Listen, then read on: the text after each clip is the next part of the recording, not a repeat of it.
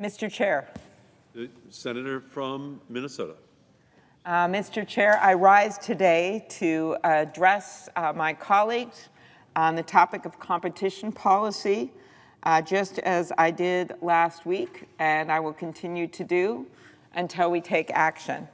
Now, I want to start out speaking briefly about one part of competition policy that's very important, and that has to do with prescription drugs.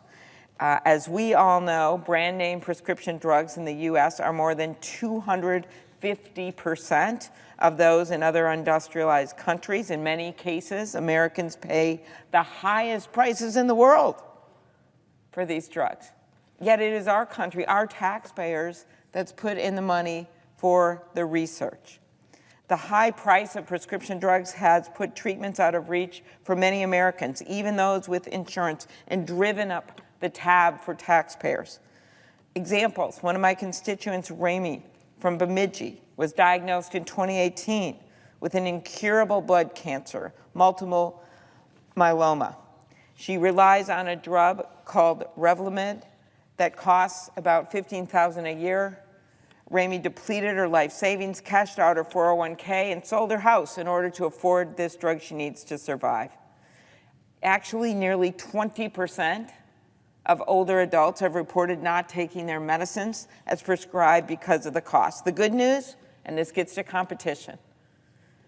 Years and years ago, as you know, Mr. President, the pharmaceutical industry installed in law a provision that said Medicare was banned from negotiating less expensive prices for drugs.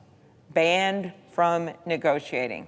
Yet we know from the VA, which is allowed to negotiate on behalf of our nation's patriotic veterans, that we can get much less expensive but as high quality drugs for our veterans. Our 46 million seniors deserve the same kind of deal. That is what we are coming into in this next week, finally. And I have led the bill that has over 30 co-sponsors in the Senate to allow for negotiation of prescription drugs for a long, long time.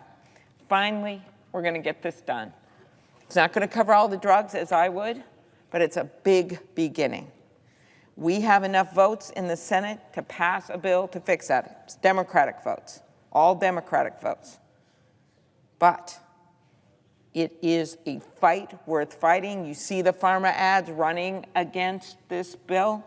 They've got every incentive to stop this. Why? Well, it's going to save taxpayers $288 billion over 10 years. Taxpayers that are going to be able to get that money instead of the prescription drug companies.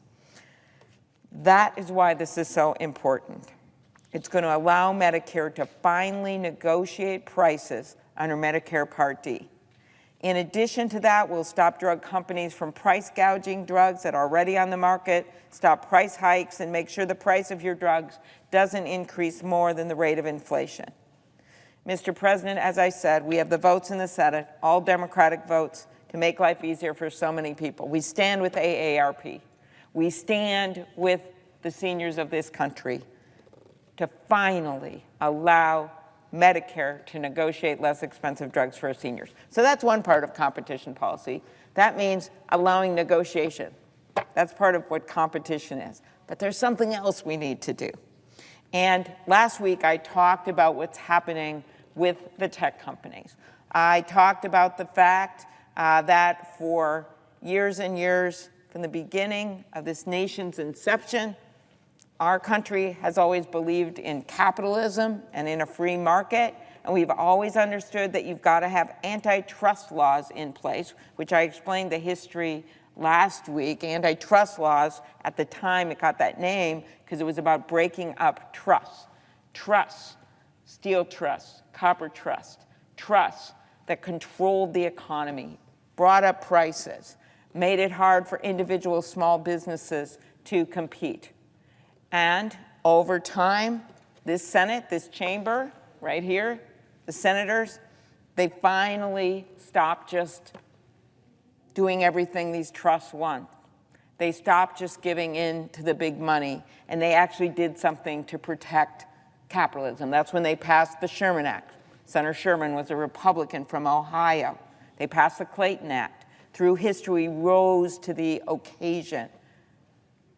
We are at another moment in history right now.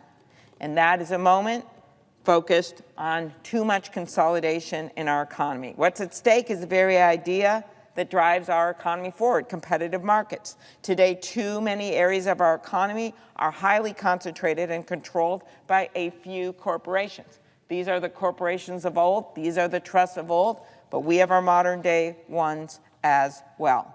So when this happens, you got a lot of problems, and one of them is corporations stop competitors from moving ahead and from innovating and finding better ways to serve customers, because they got all the customers, so they don't have the incentive. We've seen consolidation in everything from cat food to caskets. Our digital markets are now controlled by a few big tech titans that have grown into the largest corporations the world has ever known. It is well past time to put some rules of the road in place to make sure that these dominant digital platforms work for consumers and allow American small businesses to innovate and compete. That's why I've been working across the aisle with Senator Chuck Grassley, the Republican lead of this bill, and a bipartisan group of senators that Samantha Bee once called an Ocean's 11 of co-sponsors, including Senators Dick Durbin, Lindsey Graham, Richard Blumenthal, John Kennedy, Cory Booker, Cynthia Lummis, Mazie Hirono, Mark Warner, Josh Hawley, Steve Daines, and Sheldon Whitehouse are all co-sponsors of this bill, but there are many, many other senators that are going to support it as well.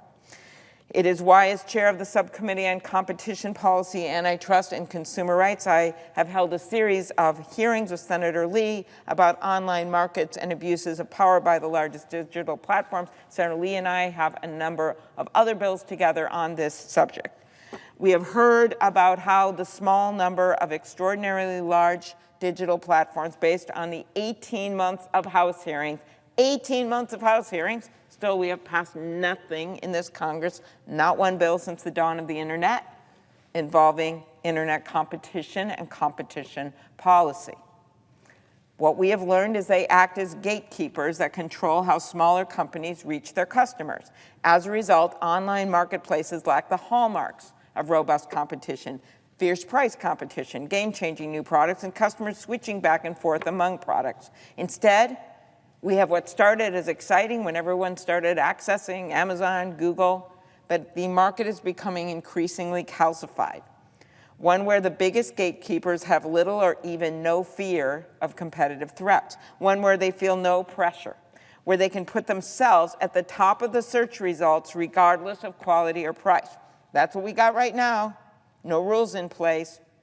So when you look at Amazon, you see all these Amazon products at the top. You look at Google, when this all started out, they didn't have their own products. Well, now they do. Google products at the top. Apple products at the top. They can extract monopoly profits from consumers and the small businesses who rely on them because there's really no other way to access their own market. If we don't act now, we will entrench those companies further, making it even more difficult for innovators to bring new products to market and for small and medium-sized companies across America to grow online. Let me be clear. We have monopoly problems that go far beyond digital giants like Facebook and Google. And there is more that we need to do to restore competition to markets throughout the economy.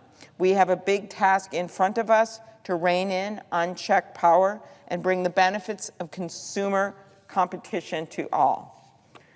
Last Tuesday, I talked about the cost of inaction, how other countries are attacking this problem way before us, how the European Parliament has just passed a major bill that's much more aggressive than anything that we're looking at here. Great Britain, what they're doing. Australia, what they've just did.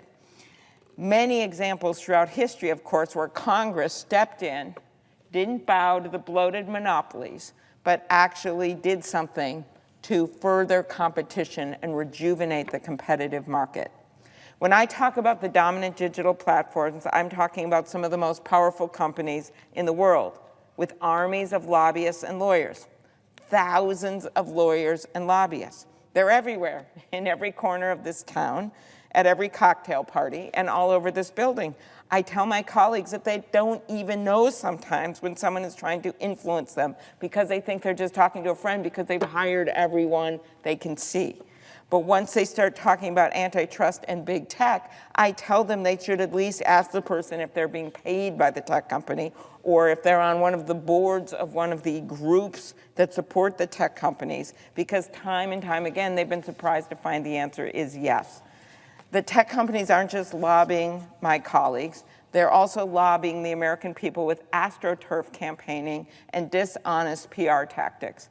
At the same time that I've been working with my colleagues in good faith on common sense solutions to our online competition problems, these companies have been telling anyone who will listen that acting to protect competition in our digital markets will somehow cede our national security or outlaw Amazon Prime, something Senator Grassley and I came to the floor of the Senate because it was such a lie.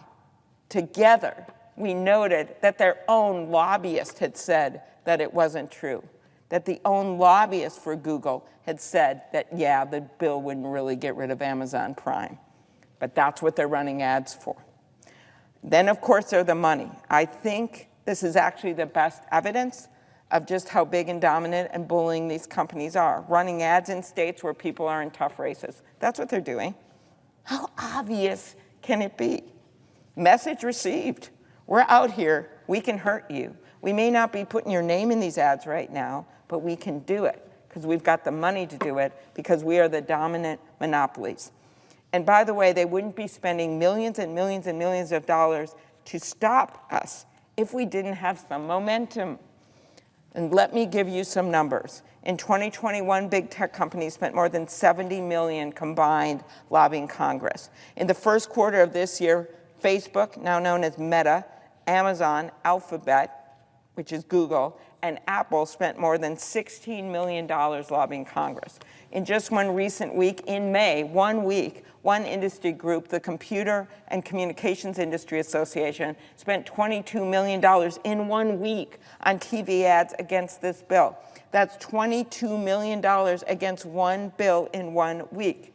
And the numbers keep getting worse. Since I last took to the floor to discuss this issue, it was reported that Amazon reached an all-time high in lobbying spending in the last quarter. And that's only what the company spent directly. It doesn't include what big tech directed others to spend using contributions to spread misinformation about the bill.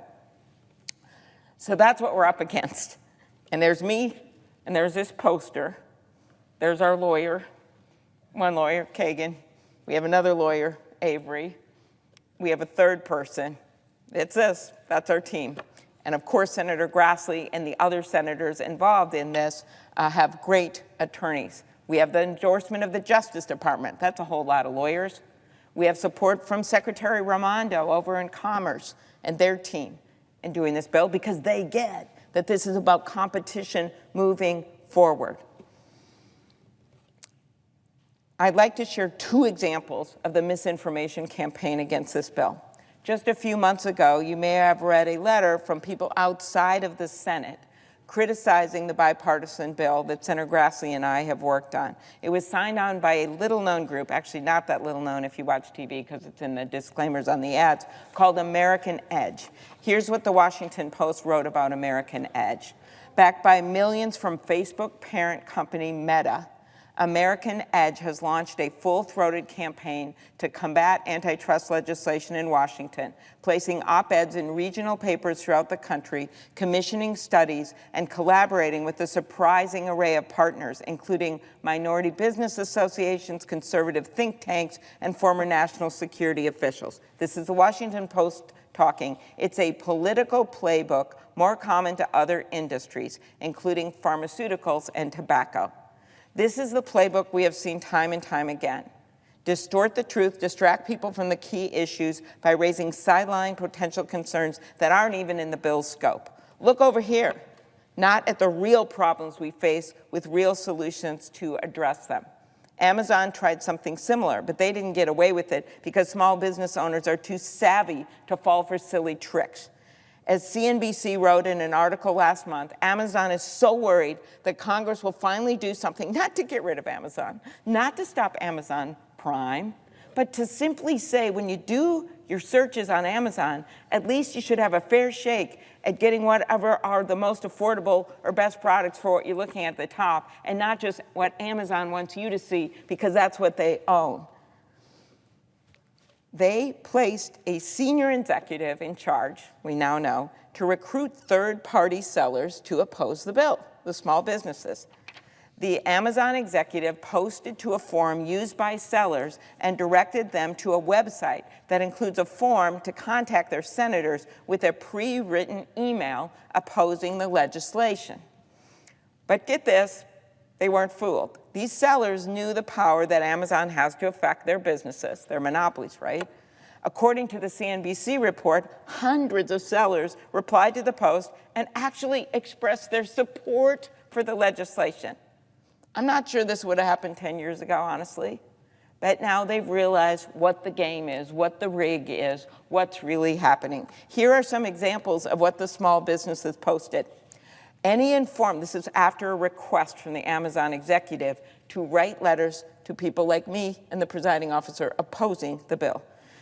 Here's what someone wrote. Any informed seller is going to support massive action taken against Amazon in the antitrust arena. I am personally sick of the condescending post by Amazon management directed to us. We are not morons and know how to read and think for ourselves. That one got more than 100 likes on the forum. Here's another one. Yes, I'm going to oppose that Amazon will be prohibited from undercutting, manipulating the buy box, and instituting restrictions on certain listings that unfairly bar me from selling an item. Yep, writing to my senator right now. We'll call that a sarcastic post. Others got straight to the point. Thanks for the reminder, one seller wrote.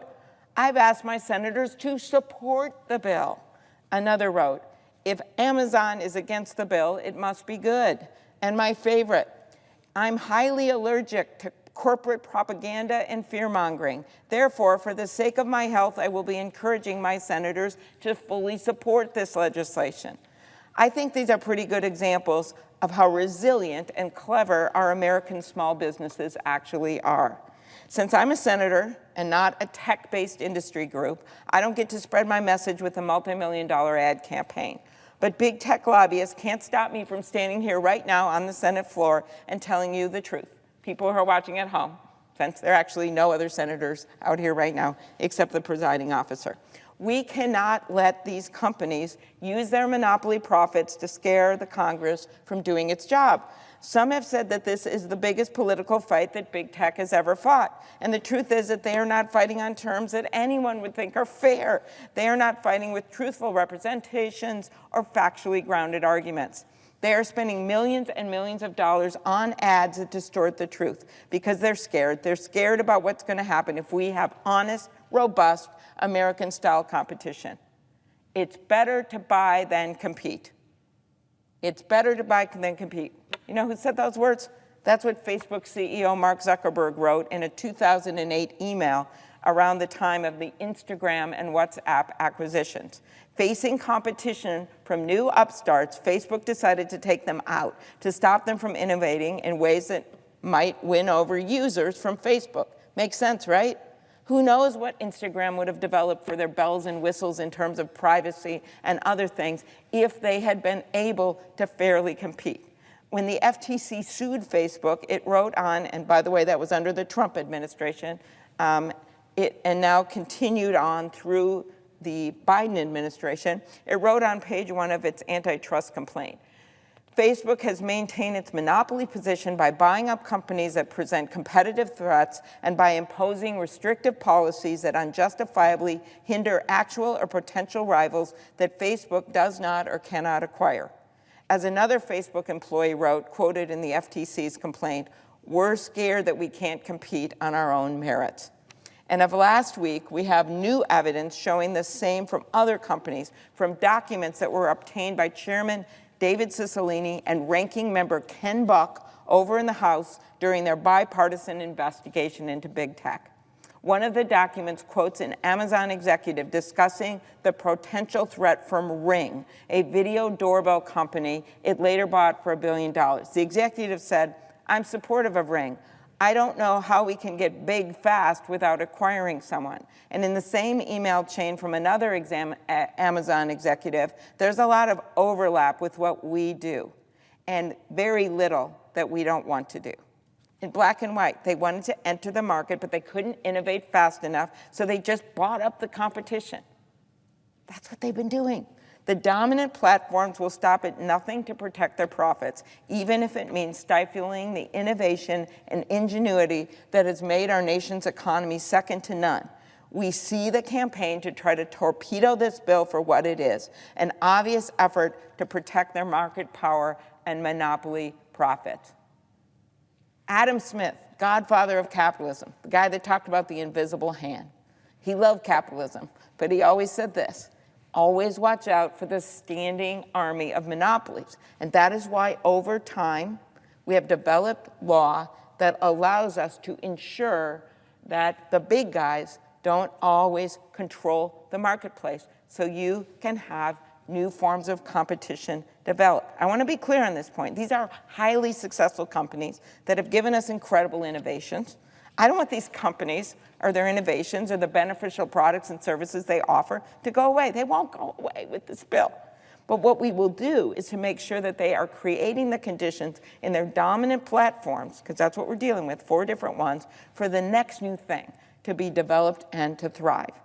That is why we have antitrust laws. As Senator Sherman, Republican from Ohio, for whom the Sherman Act was named, famously said, "If we will not endure a king as a political power, we should not endure a king over the production, transportation, and sale of any of the necessaries of life." Let me speak specifically about antitrust and innovation. There's a persistent myth out there that antitrust law is about prices and nothing else. That's not true. Although prices are, of course, an extraordinarily important component of competition policy and analysis. And by the way, you're seeing more and more small businesses so concerned about what's going on, and big businesses, because these platforms are charging them more and more and more just for the pleasure of being on the platform or to getting their name up at the top or for using their services. But it isn't all about pricing. It's also about innovation. Through competition and innovation, there are new products, services, apps, ideas that are hard for us to even fathom that will be developed by clever engineers, small business people, and thoughtful marketers. Innovation is part of the American spirit. Innovation generates new opportunities and new hopes for businesses. Breakthroughs in science and technology have given us the vaccines that are getting us through this pandemic and driving the development of clean energy solutions. Emerging technologies like artificial intelligence are driving innovation across our country. I look at the presiding officer from the great state of Michigan, knows a little bit about innovation there. With what we've seen at this emergence, when everyone was writing off the American car companies, they innovated, they moved ahead.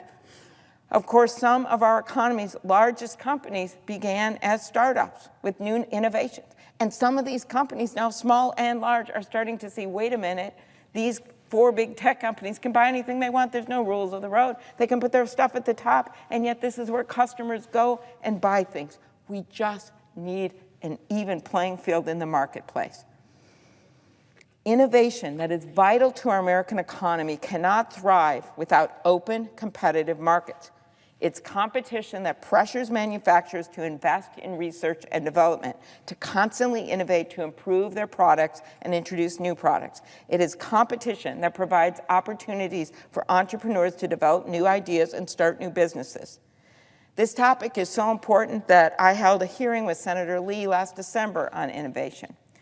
In his opening remarks, Senator Lee shared his thoughts about this important topic, noting that when competition suffers, so does innovation. One might say that competition is itself the mother of innovation. Competition really can't occur without a lot of innovation.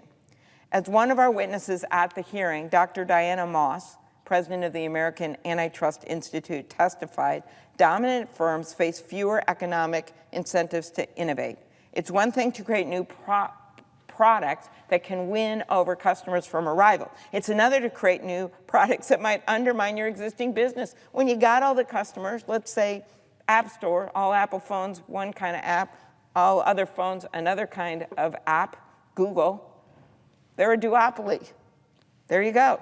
So only they can do what they want. So that's why they're charging 30% to Spotify just for the pleasure of competing against Apple Music. That's what's happening. The path to future innovations is through the crucible of competition. What makes companies innovate is not just the desire to please their customers, but also the healthy fear that others might please them instead and win customers in the competitive landscape.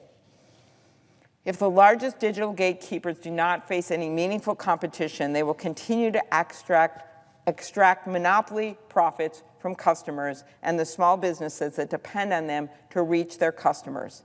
If the largest digital gatekeepers have the power to avoid competition, we should expect that they will not innovate at the same pace as when they face stiff competition.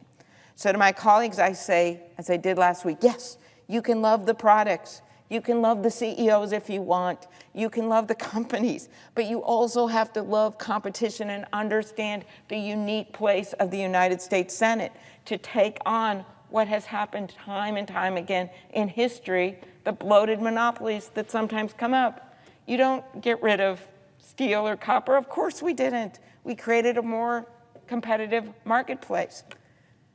That former chairman of AT&T said himself after the breakup of AT&T, when we saw long-distance rates go down through Democratic and Republican leadership, when we saw the cell phone industry, which had been nothing with cell phones, were this weight of bricks and this big in your briefcase, we saw all that change. And he actually said we are a stronger company because of what happened. Here's our facts today. Here's our new bloated situations. Google, pretend that's now Google, has a 90% market share in search engines.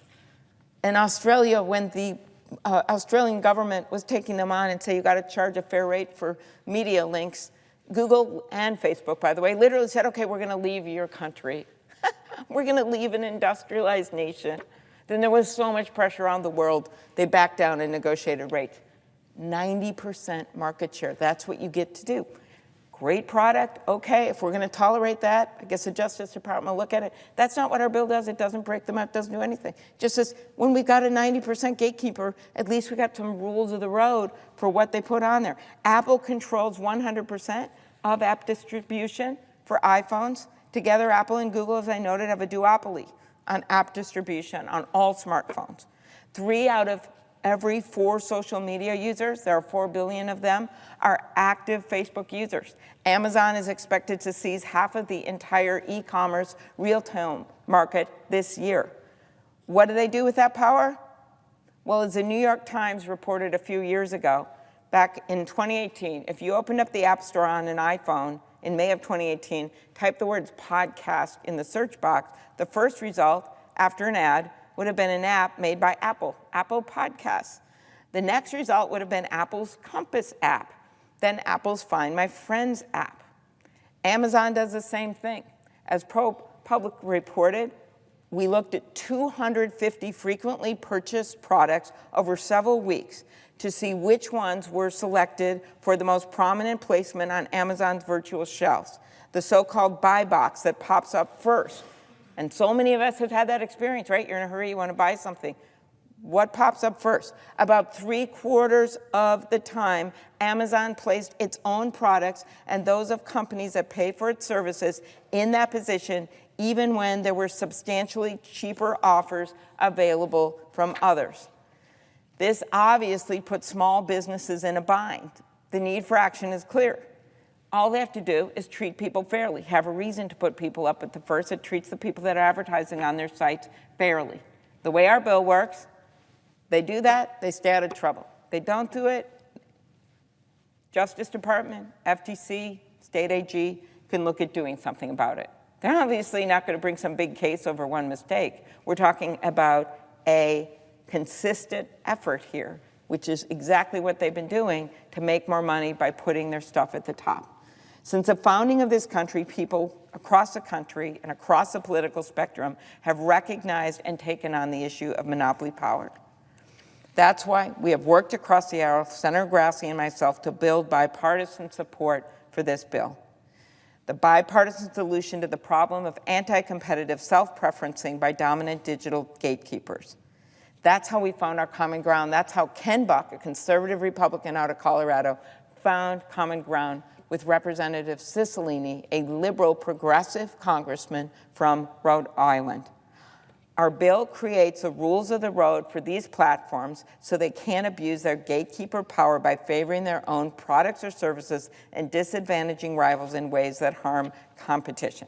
And in other words, examples, Amazon won't be able to misuse small business data in order to copy their products. Best example of that, Wall Street Journal reporting, four-person luggage company out of Brooklyn, New York, advertising innocently, giving them the data they need to advertise, and bam! A few months later, Amazon has the identical product in Amazon Basics. Apple won't be able to stifle competition by blocking other companies' services from interoperating with their platforms. And Google won't be able to bias their platform search results in favor of their own products and services without merit. These platforms will no longer be able to put their own product and services automatically first. That's what we're talking about. Amazon should rank products based on price and quality, not based on their own profit margins. Those new House Judiciary documents that I mentioned earlier, there's one from a Google executive that illustrates this point as well. It's an email about Amazon saying, Amazon has a built-in incentive to partner with Alexa since they will pull you from their store if you don't support it. Again, amazingly honest statement of the situation where rampant self-preferencing is allowed. A product might be great for consumers, but if it doesn't partner with Alexa, forget it. They'll pull it from the store to solidify their emerging power in voice assistants. Second, the world's largest and most powerful platform shouldn't be allowed to copy small businesses' private data that they get from their sellers, as I just mentioned, to create knockoff products. Third in the bill, while platforms shouldn't require companies, especially small companies, to buy a bunch of stuff from the monopolies, like ads or distribution services, in order to be listed at the top. They can offer those services, they can sell those services, but the only way you get to the top so that when our pages here sitting in the thing, trying to look on the best deal for a fan, if they don't have air conditioning in their room and it was really hot in Washington, D.C., well, the best product should come up, or the least expensive product, or that's what should come up, not just something that Amazon Basics can make money off of. That's what the bill does. It's not a breakup bill, it's not a ban on mergers, but it will put some common sense rules of the road in place. If we can get these reforms in place, we will ensure a fairer, more competitive marketplace for small and medium businesses. This bill gives them more options, more flexibility, and more access to the markets. Just today, the National Federation of Independent Businesses wrote to Senator Grassley and me to say that 84% of their members support Congress taking action. That's about the kind of numbers I'd like to see around here, 84%. To control unfair and anti-competitive practices of large tech companies. That is why they are formally endorsing the bill, writing, most small businesses have no choice but to rely in some capacity on these large technology companies for a variety of business needs, ranging from driving business traffic through search to online advertising to accessing key digital marketplaces. For small business sellers using marketplace platforms, competition between the operator's own products and third-party sellers create conflicts of interest and has been shown to lead to unfair business practices. By the way, it's not just small business. There's a whole bunch of big businesses supporting it too, only because they are not going to compete against the big titans. A lot of them don't want to say it out loud because they don't want to be punished. They just call us and tell us. That's what you deal with when you deal with monopolies. You're not going to out people who don't want it out there. But the truth is, there are a whole bunch of businesses that support this bill, in addition to a whole bunch of working people, in addition to my colleagues from all sides of the political spectrum. What did the Justice Department say?